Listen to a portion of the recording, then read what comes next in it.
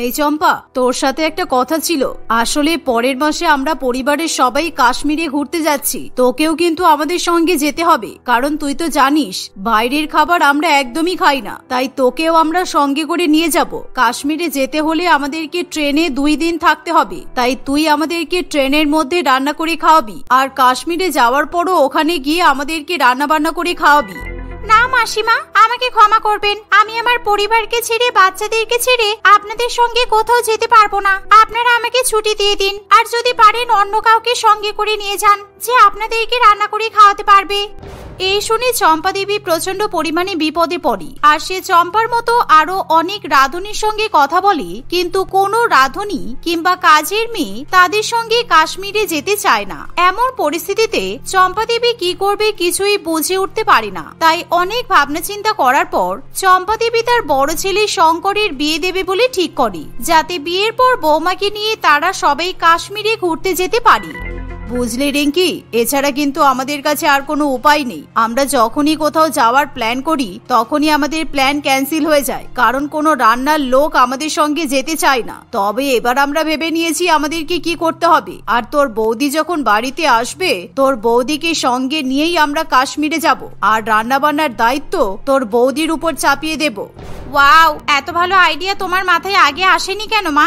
বাইরে কোথাও ঘুরতে গেলে আমাদের খাওয়া দাওয়ার প্রচন্ড অসুবিধা হয়। আমরা তো বাইরের খাবারই খাই না। তবে হ্যাঁ, দাদাকে কিন্তু খবরদার জানিও না যে তুমি কেন তাড়াতাড়ি দাদার বিয়ে দিতে চাইছো, কারণ তুমি তো জানো দাদা তো আমাদের মতো খাবার খেতে ভালোবাসে না।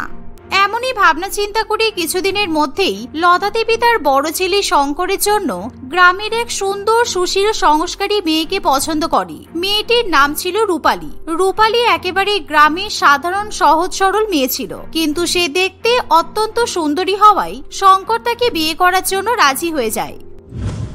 আর দেখতে দেখতে কিছুদিনের মধ্যেই শঙ্করের সঙ্গে রূপালীর বিয়ে হয়। বিয়ের 2-1 দিন পরেই লতা দেবী শঙ্করকে বলে, বাবা শঙ্কর, আমরা ঠিক করেছি যে তোর নতুন বউকে নিয়ে আমরা পরিবারের সবাই মিলে কাশ্মীরে ঘুরতে যাব। তোর বাবা ট্রেনের টিকিটও কেটে ফেলেছে। কালকেই কিন্তু সকালবেলা আমাদের ট্রেন আছে। তোরা কিন্তু সব গুছিয়ে রাখিস, কেমন? এ বাবা, সে কি মা, তোমরা কাশ্মীরে ঘুরতে যাবে? আমাকে আগে তো একবারও বললে না। আমার তো এখন কাজের অনেক চাপ আছে, আমরা এখন কিছুতেই যেতে পারবো না। এক কাজ করো, তোমরা সবাই ঘুরে এসো। এর পরের বার আমি আর রূপালী তোমাদের সঙ্গে ঘুরতে যাব। তোমাদের তো ট্রেনের টিকিট কাটা হয়ে গেছে বলছো। তুই সবসময় এমন করিস, কাজ আর কাজ, এছাড়া তো কিছুই বুঝিস না। তোর আশাই থাকলে বৌমার কোনোদিনও ঘুরতে যাওয়া হবে বলে মনে হয় না। তুই বরং একাই বাড়িতে থাক, আমরা বৌমাকে নিয়ে ঘুরে আসি। এই শুনে রূপালী খুবই খুশি হয়ে বলে, হ্যাঁ গো, আমিও ট্রেনে করে ঘুরতে যাব। আসলে আমি এর আগে কখনো ঘুরতে যাইনি, আর আমি কোনোদিনও ট্রেনেও উঠিনি। তাই ট্রেনে চেপে আমার ঘুরতে যাওয়ার ভীষণ ইচ্ছা করছে। আমি ছোটবেলা থেকে আমাদের গ্রামের বাইরে কোথাও যাইনি। আচ্ছা আচ্ছা বাবা, ঠিক আছে। তোমার এতই যখন ট্রেনে করে ঘুরতে যাওয়ার ইচ্ছা, তুমি যাও, ঘুরে এসো সবার সাথে। তবে সাবধানে থাকবে কিন্তু, সবসময় বাবা মায়ের সঙ্গে কিংবা বোনেদের সাথে থাকবে, বুঝেছো? এই শুনে রূপালী যত না খুশি হয় তার থেকে বেশি খুশি হয় লতা দেবী। আর সেদিনই খুশি হয়ে রূপালী নিজের ব্যাগপত্র গোছাতে শুরু করে দেয়। অন্যদিকে লতা দেবীও তার পরিবারের বাকিরা বড় বড় ব্যাগের মধ্যে আলু, পেঁয়াজ, চাল, ডাল, তেল, বিভিন্ন রকম আনাজ, রেশন ইত্যাদি ভর্তি করতে থাকে। আর যা দেখে রূপালী প্রচন্ড পরিমাণে অবাক হয়। মা, আপনারা ব্যাগে করে এত বেশি বেশি চাল, ডাল, আলু, পেঁয়াজ, তেল এগুলো নিয়ে যাচ্ছেন কেন? আমরা এগুলো নিয়ে ঘুরতে যাব? আরে হ্যাঁ গো বৌমা, আমরা তো ট্রেনের মধ্যেই রান্না করে খাবো। তারপর কাশ্মীরে পৌঁছে যাওয়ার পরও ওখানে গিয়ে রান্না করে খাওয়া হবে। আপাতত 2 দিন ট্রেনে রান্না খাওয়ার মতো জিনিসপত্র নিয়ে নিচ্ছি, কারণ বেশি জিনিস তো আর বয়ে নিয়ে যাওয়া সম্ভব নয়। ট্রেনের মধ্যে রান্না করে খাওয়ার কথা শুনি রূপালী চমকে ওঠে। ট্রেনের মধ্যে রান্না কিভাবে হবে মা? ট্রেনের মধ্যে রান্না করা যায়? আমি তো কখনো শুনিনি। আরে হ্যাঁ গো বৌমা, এখনকার দুনিয়াতে সব হয়। আমরা এমন ট্রেনের টিকিট বুক করেছি যেখানে ট্রেনের মধ্যে আমাদের পার্সোনাল একটা রান্নাঘর থাকবে। তুমি তো গ্রামের মেয়ে, তুমি এসব বুঝবে না। ওই পার্সোনাল কিচেন ব্যবহার করার জন্য আমাদের টাকাও দিতে হবে, বুঝলে? ট্রেনের রান্নাঘরের মধ্যেই আমাদের যা যা ইচ্ছা হবে আমরা তাই রান্না করে খেতে পারবো। এই শুনে রূপালী খুবই খুশি হয়। আর পরের দিন সকালবেলাতেই সবাই বড় বড় ব্যাগপত্র নিয়ে ট্রেনে উঠে পড়ে। রূপালী যেহেতু এর আগে কখনো ট্রেনে ওঠেনি, তাই সে প্রথমবারের মতো ট্রেনে উঠে প্রচন্ড পরিমাণে আনন্দ পায়। আর সে ঘুরে ঘুরে তাকিয়ে তাকিয়ে সবকিছু দেখতে থাকে। ট্রেনের জানালা থেকে বাইরের দৃশ্য দেখে রূপালীর প্রচন্ড পরিমাণে ভালো লাগে, তাই সে ট্রেনের সিটে বসে ট্রেন যাত্রা উপভোগ করতে শুরু করে। কিন্তু 10 মিনিট হতে না হতেই রূপালীর শ্বশুরমশাই বলে, বলছি আমার কিন্তু খুব খিদে পেয়ে গেছে, আর বিশেষ করে ট্রেনে উঠলে আবার বেশি করে খিদে পাই। ট্রেনে বসে খাবার খেতে খেতে জার্নি করার মজাই আলাদা। খাবার ছাড়া ট্রেনে জার্নি করে আমি মোটেই আনন্দ পাই না। গিন্নি, রান্নাবান্না করার ব্যবস্থা করো এবার। বৌমা, তুমি চলো আমার সঙ্গে, ট্রেনের রান্নাঘরটা তোমাকে দেখিয়ে দিচ্ছি। আর কি কি রান্না করতে হবে আমরা কিন্তু বাড়ি থেকে লিস্ট বানিয়ে নিয়ে এসেছি। 2 দিন ট্রেনে থাকবো, সকাল বিকাল সন্ধ্যা রাত্রিবেলা 4 বেলা করে রান্না হবে। এখন সকালবেলা কি কি রান্না করতে হবে চলো বলে দিচ্ছি। এই বলে লতা দেবী তার নতুন বৌমাকে রান্নাঘরে নিয়ে যায় আর তার হাতে একটা লম্বা লিস্ট ধরিয়ে দেয়। সেখানে 1000 রকমের খাবারের নাম লেখা দেখে রূপালী প্রচন্ড পরিমাণে অবাক হয়। বৌমা, এই নাও, এই ব্যাগের মধ্যে কিন্তু চাল ডাল আলু পেঁয়াজ আনাজ মাংস অনেক কিছু আছে। আর আজকে সকালের মেনুতে লেখা আছে আলুর পরোটা, পেঁয়াজের পরোটা, চিকেন পরোটা, পনির পরোটা, সয়াবিনের পরোটা, লুচি, আলুর দম, মাংস কষা, মটরশুঁটি আর পনিরের তরকারি, তন্দুরি রুটি, বাটার নান আর সাথে মটন কষা। শাশুড়ি মায়ের মুখে বিভিন্ন রকম খাবারের নাম শুনি রূপালী একেবারে চমকে ওঠে। মা, আপনারা এত কিছু খাবেন কি করে? আপনারা বাড়ি থেকে আবার মাছ মাংসও নিয়ে এসেছেন। এখন এই 1000 রকমের খাবার রান্না করতে গিয়ে আমার তো অনেক সময় লেগে যাবে। আর তাছাড়া আপনারা যদি সকালবেলা এত কিছু খান তাহলে দুপুরবেলা তো খেতে পারবেন না। আরে তুমি তো নতুন, তাই তুমি জানো না আমরা খাবার খেতে কতটা পছন্দ করি। আর বিশেষ করে ট্রেনে বিভিন্ন রকমের খাবার খেতে আমাদের খুব ভালো লাগে। দেখলে না তোমার শ্বশুরমশাই কি বললো? সবারই কিন্তু খিদে পেয়ে গেছে। তুমি তাড়াতাড়ি রান্নাগুলো করে নাও। এক এক করে খাবার রান্না হবে আর একটা একটা করে আমাদেরকে পরিবেশন করতে থাকবে। এই বলে লতা দেবী সেখান থেকে চলে যায় আর রূপালী ট্রেনের রান্নাঘরে একে একে বিভিন্ন রকমের খাবার রান্না করতে থাকে। কিছুক্ষণের মধ্যে রূপালীর ননদ রিঙ্কি তার কাছে এসে বলে, বৌদি, তোমার রান্না কত দূর হলো? আমাদের তো প্রচন্ড খিদে পেয়ে গেছে। উফ, খাবার ছাড়া ট্রেনের মধ্যে 1 মিনিট কাটানো মুশকিল হয়ে পড়ছে। খাবার ছাড়া কি ট্রেনের মধ্যে সময় কাটানো যায়? এই তো তোমার মনে হয় আলু পরোটা চিকেন পরোটা বানানো হয়ে গেছে। আমি বাড়ি থেকে অনেক অনেক আচার নিয়ে এসেছি। আমরা ততক্ষণে আলু পরোটা আর চিকেন পরোটা গুলো খাচ্ছি। বাকি খাবারগুলো তুমি রান্না করতে থাকো। এই বলে রিঙ্কি আলু পরোটা এবং চিকেন পরোটা নিয়ে চলে যায়। গরম গরম আলু পরোটা এবং চিকেন পরোটা দেখে রিঙ্কির পরিবারের সবাই খুবই খুশি হয়। রিঙ্কির বাবা মা ভাই বোন সবাই একসঙ্গে গরম গরম পরোটা আচার দিয়ে খেতে শুরু করে। অন্যদিকে বেচারি রূপালী রান্নাঘর থেকে বেরোনোর সময় পায় না। সে একের পর এক খাবার রান্না করতে থাকে আর তার শ্বশুরবাড়ির পরিবার সেই খাবার খেতেই ব্যস্ত থাকে। এভাবেই দুপুর হয়ে আসে। দুপুরবেলা আবার রূপালীকে বিভিন্ন রকমের খাবার রান্না করার কথা বলা হয়। এভাবেই খাবার রান্না করতে করতে রূপালীর সময় কেটে যায়। তাই রূপালী প্রচন্ড পরিমাণে বিরক্ত হয়ে ওঠে। মনে হচ্ছে সবাই আমাকে শুধুমাত্র রান্না করানোর জন্যই এখানে নিয়ে এসেছে। সবাই কি সুন্দর বসে বসে খাবার খাচ্ছে আর মজা করছে, আর আমাকে এখানে দাঁড়িয়ে দাঁড়িয়ে রান্না করতে হচ্ছে। আমার আর ভালো লাগে না। ভেবেছি সারাটা রাস্তা জানালার ধারে বসে বসে বাইরের দৃশ্য দেখবো। আমি ঘুরতে এসেছি নাকি বাড়িতেই আমি রান্না বান্না করছি বুঝতে পারছি না। এভাবে রান্না করতে করতে রাত হয়ে আসে। রাত্রিবেলা সবাই খাওয়া দাওয়া করার পর রূপালী আবার নিজের সিটে গিয়ে শুয়ে পড়ে। কিন্তু মাঝরাতে আবার রূপালীর ননদরা তাকে ঘুম থেকে ডেকে তোলে আর ট্রেনের রান্নাঘরে রান্না করতে পাঠায়। এভাবেই সেই দিনটা কাটে। আর রূপালীর শ্বশুরবাড়ির পরিবার এত বেশি পরিমাণে খাবার খায় যে তারা 2 দিনের আনাজ এবং রেশন একদিনের মধ্যে শেষ করে ফেলে। ফলে পরের দিন সকালবেলা যখন লতা দেবী তার বৌমাকে রান্না করতে বলে, কিন্তু মা, আমি এখন রান্না করব কিভাবে? কালকে সারাদিন আপনারা হাজার হাজার রকমের খাবার খেয়েছেন। বাড়ি থেকে রান্না করা যা যা সামগ্রী নিয়ে আসা হয়েছিল সবই শেষ হয়ে গেছে। এবার মনে হচ্ছে বাইরের খাবার কিনে আপনাদেরকে খেতে হবে। না না, মোটেই না। আমরা বাইরের খাবার কিছুতেই খাবো না। বাইরের খাবার খেলে আমাদের শরীর খারাপ করে। তাছাড়া তোমার হাতের রান্নার স্বাদ খুবই ভালো। তাই শুধু শুধু আমরা টাকা নষ্ট করে বাইরের খাবার কিনে খাবো না। তুমি এক কাজ করো, সামনে স্টেশনে ট্রেন কিছুক্ষণ দাঁড়াবে। তুমি তখন স্টেশনে নেমে বাইরে থেকে আলু পেঁয়াজ আনাজ যা যা প্রয়োজন কিনে নেবে আর তারপর আমাদের জন্য আবার রান্না করবে। শাশুড়ি মায়ের কথা শুনে রূপালী খুবই ভয় পেয়ে যায়। কি বলছেন কি মা? আমি একা একা ট্রেন থেকে নেমে রান্নার সামগ্রী কিভাবে কিনবো? আমার খুব ভয় করছে। আমি যদি কোথাও হারিয়ে যাই তাহলে কি হবে? আপনি আমার সঙ্গে রিঙ্কিকে কিংবা ভাইকে যেতে বলুন, কিংবা আপনি যদি ওদেরকে জিনিসগুলো কিনে নিয়ে আসতে বলেন তাহলে ভালো হয়। কেন তুমি থাকতে আমার ছেলে মেয়েরা কাজ করবে কেন? ওরা ঘুরতে এসেছে আর আমি ওদেরকে দিয়ে কাজ করাবো? আর শোনো, এত বোকা হলে চলবে না কিন্তু। তোমার বিয়ে শহুরে পরিবারে হয়েছে, তাই একটু চালাক চতুর হতেই হবে। তাছাড়া তোমাকে তো আমরা এমনি এমনি আমাদের সঙ্গে নিয়ে আসিনি। তুমি যাতে আমাদেরকে নিজে হাতে রান্না করে সময় মতো খাওয়াতে পারো, সেই জন্যই তো তোমাকে সঙ্গে করে নিয়ে এলাম, কারণ আমরা সবাই কিন্তু খাবার খেতে ভালোবাসি। শাশুড়ি মায়ের মুখে এমন কথা শুনে রূপালীর খুবই খারাপ লাগে, কিন্তু তার কিছু করার থাকে না, আর সে চুপচাপ ট্রেন থামার জন্য অপেক্ষা করে। কিছুক্ষণের মধ্যেই ট্রেন শ্রীনগর স্টেশনে গিয়ে দাঁড়ায়, আর রূপালী ভুল করে সেই স্টেশনেই নেমে পড়ে। কিন্তু কয়েক সেকেন্ডের মধ্যেই ট্রেন আবার ছেড়ে দেয়, আর যা দেখে রূপালী খুবই ভয় পেয়ে যায়, আর সে ট্রেনের সঙ্গে সঙ্গে দৌড়াতে শুরু করে। মা, ওই দেখো বৌদিকে। বৌদি এই স্টেশনে নেমে পড়েছে কেন? এ বাবা, ট্রেন তো ছেড়ে দিল, এবার কি হবে? বৌদি তো ট্রেনে উঠতে পারেনি। এই গ্রামের মূর্খ মেয়েটাকে নিয়ে ভারী জ্বালাতনে পড়লাম। আমি বলেছিলাম এর পরে স্টেশনে নেমে রান্নার আনাজগুলো কিনে নিতে, কিন্তু মূর্খ মেয়েটা কিছুই বোঝে না। কিন্তু মা, এবার দাদা যদি জানতে পারে যে তুমি বৌদিকে ট্রেন থেকে নেমে আনাজ কিনতে পাঠিয়েছিলে বলে বৌদি এরকম হারিয়ে গেল, তাহলে কিন্তু দাদা তোমাকে খুব বকবে।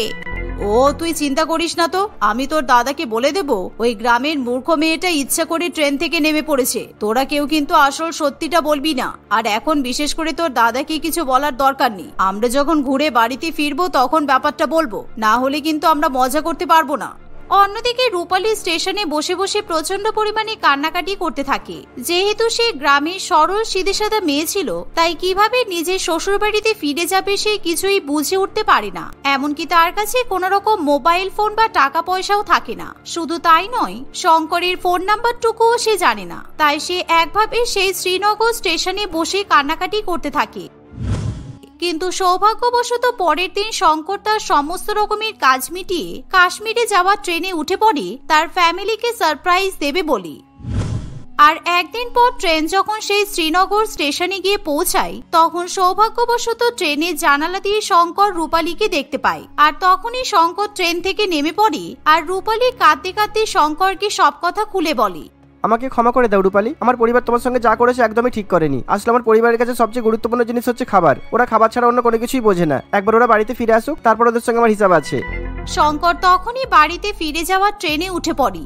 আর 10 দিন পর যখন শঙ্করের পরিবার বাড়িতে ফিরে আসে, তখন তারা বাড়িতে এসে রূপালীকে দেখে চমকে ওঠে। কিন্তু শঙ্কর তার পরিবারের সঙ্গে প্রচন্ড পরিমাণে ঝগড়া ঝামেলা করে, আর সে কিছুতেই নিজের বউকে নিয়ে এক সংসারে থাকতে চায় না। কারণ শঙ্কর ভালো করেই জানি, এক সংসারে থাকলে সবাই মিলে আবার রূপালীর উপর অত্যাচার করবে। রূপালীকে দিনরাত সবাইকে রান্না করে খাওয়াতে হবে। তাই শঙ্কর তার স্ত্রীকে নিয়ে অন্য জায়গায় থাকতে চলে যায়, আর তারা আলাদা সংসার করতে শুরু করে। এর ফলে শঙ্করের পরিবার নিজেদের ভুলের জন্য শুধুমাত্র অনুশোচনা করতে থাকে। সঙ্গীতা দেবী তার স্বামী রমেশ বাবু এবং 4 ছেলে অজয়, সুজয়, বিজয় এবং রণজয়কে নিয়ে বাস করে। সঙ্গীতা দেবী এবং তার পরিবার ছিল অনেক ধনী। তার 4 ছেলে আলাদা আলাদা মাল্টিন্যাশনাল কোম্পানিতে ম্যানেজার পদের সঙ্গে যুক্ত ছিল। শহরে বসবাস করাই এবং অনেক বেশি ধনী হওয়াই সঙ্গীতা দেবী প্রচন্ড পরিমাণে অহংকারী ছিল। সে বিশেষ করে গ্রামের মানুষদের মোটেই পছন্দ করতে পারত না, কারণ তার মনে একটা ভ্রান্ত ধারণা ছিল সে গ্রামের মানুষদের অশিক্ষিত এবং মূর্খ বলে মনে করত। একদিন তাদের বাড়িতে এক মেয়ে আসে বাড়ির কাজকর্ম করার জন্য। দিদিমণি, আপনি তো কাজের মেয়ে খুঁজছিলেন, সেজন্য আপনাদের পাড়ার একজন আমাকে খবর দিয়েছে, তাই আমি আপনার সঙ্গে কথা বলতে এলাম। আমি কবে থেকে কাজে আসবো দিদিমণি? আরে দাঁড়াও, কবে থেকে কাজে আসবে মানে? আগে আমি তোমার ইন্টারভিউ নেব। তোমাকে আমার পছন্দ হলে তারপরে আমি আমার বাড়িতে তোমাকে কাজে রাখবো, না হলে নয়। আগে তুমি তোমার কোয়ালিফিকেশন বলো। আমার বাড়িতে কাজ করার মতো কি কোয়ালিফিকেশন আছে তোমার? তার আগে বলো তুমি কোথায় থাকো, তোমার ঠিকানা কোথায়?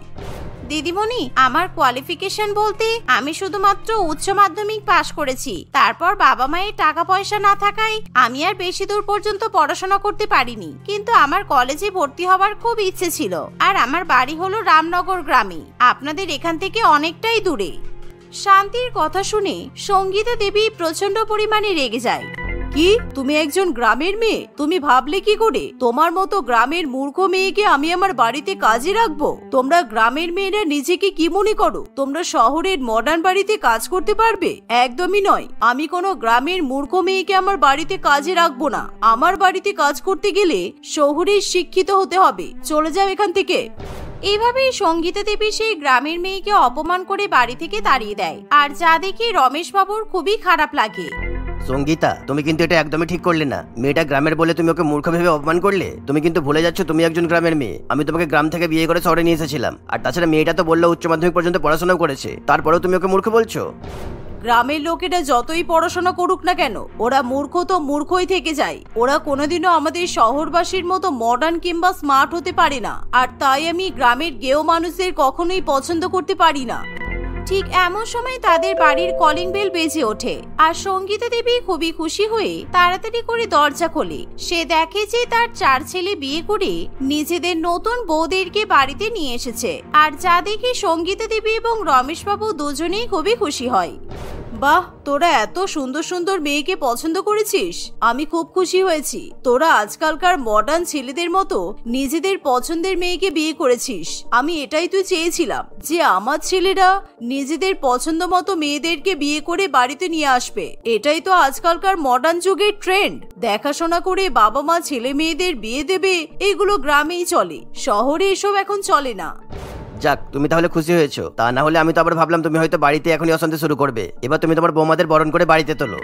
তুমি আবার গ্রামের মূর্খদের মতো কথা বলছো কেন? নতুন বউদেরকে বরণ করে বাড়িতে তোলা হয় গ্রামে। এসব গ্রামের মানুষেরাই কুসংস্কারে বিশ্বাস করে। কিন্তু আমি শহরের মডার্ন মহিলা, তাই আমি আমার বৌমাদেরকে বরণ করব না। আমি চাইবো আমার বৌমারা মডার্ন ভাবে শ্বশুর বাড়িতে প্রবেশ করবে। দাঁড়াও, আমি তোমাদের জন্য এখনই ডিজে গান চালিয়ে দিচ্ছি। তোমরা ডিজে গানে ডান্স করতে করতে শ্বশুর বাড়িতে প্রবেশ করবে, কেমন? সঙ্গীতা দেবীর কথা শুনে তার 4 ছেলে এবং নতুন 4 বৌমা প্রচন্ড পরিমাণে অবাক হয়। সঙ্গীতা দেবী তখনই ডিজে গান চালিয়ে দেয় যাতে তার 4 বৌমা খুবই মডার্ন ভাবে শ্বশুর বাড়িতে গৃহপ্রবেশ করতে পারে। কিন্তু গান চালানোর পরও সঙ্গীতা দেবীর 4 নতুন বৌমা লজ্জায় চুপচাপ মাথা নত করে দাঁড়িয়ে থাকে। আর যা দেখে সঙ্গীতা দেবী খুবই অবাক হয়ে বলে, একি তোমরা এত লজ্জা পাচ্ছ কেন? আমি তো ভাবলাম ডিজে গান চালানোর সঙ্গে সঙ্গেই তোমরা 4 জনে ডান্স করতে শুরু করবে। যাক, আমার মনে হচ্ছে তোমরা লজ্জা পাচ্ছ। ঠিক আছে, কোনো সমস্যা নেই, তোমরা চলো, বাড়ির মধ্যে চলো। এই বলে সঙ্গীতা দেবী তার 4 বৌমাকে বাড়ির মধ্যে নিয়ে যায়। আচ্ছা মা, আমরা তাহলে আমাদের ঘরে যাই। আসলে আমরা অনেক দূর থেকে জার্নি করে এসেছি এখানে। আমরা সবাই ভীষণ ক্লান্ত। আমরা একটু রেস্ট করি, তারপর বাকি কথা হবে। আরে আরে, এত তাড়াহুড়ো কিসের? তোরা অবশ্যই রেস্ট করবি, কিন্তু তার আগে আমি আমার বৌমাদের সঙ্গে পরিচয় করতে চাই। আমার নতুন বৌমাদের সঙ্গে ইন্ট্রোডিউস করিয়ে দে আগে। তোমার বৌমারা নিজেদের ইন্ট্রোডাকশন নিজেরাই দেবে। তোমার যা জিজ্ঞাসা করো তুমি এদেরকে জিজ্ঞাসা করে নাও। আমি যেহেতু বাড়ির বড় বউ, তাই সবার আগে আমি শুরু করি। আমার নাম মনিকা, আর আমি মধুপুর গ্রাম থেকে এসেছি। আমি আমার গ্রামকে খুব ভালোবাসি। আর আমার নাম কবিতা, আমিও মধুপুর গ্রাম থেকেই এসেছি। আসলে আমরা 4 জনেই মধুপুর গ্রামেই থাকি, আর আমরা 4 জনে বান্ধবী। আমার পছন্দের কাজ হলো ঘুঁটে তৈরি করা। আমি বাড়িতে যখনই ফাঁকা সময় পেতাম তখনই আমি ঘুঁটে তৈরি করতাম। আর আমার পছন্দের কাজ হলো ছাগল গরু চড়ানো। আমার বাপের বাড়িতে অনেকগুলো গরু ছাগল আছে। আমি ছোটবেলা থেকে গরু ছাগলের সঙ্গেই মানুষ হয়েছি। গরু ছাগলকে নিয়ে মাঠে ঘাটে চড়াতে আমার খুব ভালো লাগে। 3 বৌমার মুখে এমন কথা শুনে সঙ্গীতা দেবী রাগে একেবারে বোম হয়ে ওঠে। তাই তার ছোট বৌমা তিতলি কিছু বলতে যাবে, তার আগেই সঙ্গীতা দেবী তাকে আটকে দেয়। থাক, আমি তোমার মুখে আর নতুন করে কিছু শুনতে চাই না। এই, তোরা 4 জনে শেষ পর্যন্ত গ্রামের মূর্খ মেয়েকে বিয়ে করে বাড়িতে নিয়ে এলি। আমি তো মনে করেছি তোরা শহরের মডার্ন মেয়েদেরকে বিয়ে করে বাড়িতে নিয়ে এসেছিস, কিন্তু তোরা শেষ পর্যন্ত গ্রামের গেও মেয়েদেরকে পছন্দ করলি। এটা কিন্তু একদমই ঠিক করলি না তোরা। এ তুমি কি বলছো মা? এরা 4 জনে গ্রামে থাকে তা আমরা মানছি, কিন্তু এরা যে মূর্খ তা তো নয়। এরা সবাই গ্রামের স্কুল কলেজ থেকে পড়াশোনা শিখেছে। শুধুমাত্র গ্রামের পরিবেশ আর শহরের পরিবেশটাই আলাদা, তাছাড়া আর তো কোনো পার্থক্য নেই। আর তাছাড়া আমাদের 4 ভাইয়ের সংস্কারী মেয়েই পছন্দ, আর শহরে তো সংস্কারী মেয়ে পাওয়া খুবই মুশকিল। তাই আমরা গ্রামের মেয়েদেরকেই বিয়ে করে নিয়ে এসেছি। তোমরা খুব ভালো কাজ করেছো, আমি তোমাদের সিদ্ধান্তে খুবই খুশি। কিন্তু তোমার মা যে মোটেই খুশি হয়নি সেটা তো তোমরা বুঝতেই পারছো, কারণ তোমার মা গ্রামের মানুষদের পছন্দ করে না। তোমার মায়ের কাছে শিক্ষিত ধারণা হচ্ছে মডার্ন হওয়া, আর যারা গ্রামে থাকে তোমার মায়ের মতে তারা সকলে অশিক্ষিত হয়, বুঝেছো? রমেশবাবুর কথা শুনে সঙ্গীতা দেবীর খুবই রাগ হয়, তাই সে কোনো কথা না বলেই সেখান থেকে উঠে চলে যায়। সঙ্গীতা দেবী কিছুতেই গ্রামের মেয়েদেরকে নিজের বৌমা হিসেবে মেনে নিতে পারে না, তাই সে বাড়ির সকলের সঙ্গেই কথা বলা বন্ধ করে দেয়। কিন্তু মনিকা, কবিতা, পিয়ালি এবং তিতলি তাদের মডার্ন শ্বশুর বাড়িতে নিজেদেরকে খুব ভালো মতো মানিয়ে নেয়, কারণ তারা গ্রামের মেয়ে হলেও তারা সকলেই শিক্ষিত ছিল, তাই যে কোনো জিনিস বুঝতে তাদের সেরকম কোনো সমস্যা হতো না। আর তারা খুবই সংস্কারী মেয়েদের মতো বাড়ির সমস্ত কাজকর্ম করে আর বাড়ির সকলেরই খুবই খেয়াল রাখে। কিন্তু তবুও সঙ্গীতা দেবী তার 4 বৌমাকে পছন্দ করতে পারে না। একদিন সঙ্গীতা দেবীর এক প্রতিবেশী বন্ধু মোহিনী দেবী তাদের বাড়িতে আসে। কি ব্যাপার মোহিনী, আজকে এতদিন পর আমার বাড়িতে এলি? অনেকদিন ধরে তোর তো পাত্তাই পাওয়া যায়নি। আজকাল বুঝি খুবই ব্যস্ত থাকিস? হ্যাঁ রে, আর বলিস না, ছেলের বিয়ে দেওয়ার পর আমার জীবনটা একেবারে তছনছ হয়ে গেল। শহরের মডার্ন মেয়ের সঙ্গে ছেলের বিয়ে দিলাম, ভেবেছিলাম বৌমা বাড়িতে এসে সংসার সামলাবে আর আমি বাকি জীবনটা আনন্দ করে কাটাবো, কিন্তু আমার মডার্ন বৌমা বাড়িতে আসার পর থেকে আমার জীবনটা একেবারে নরক হয়ে গেল।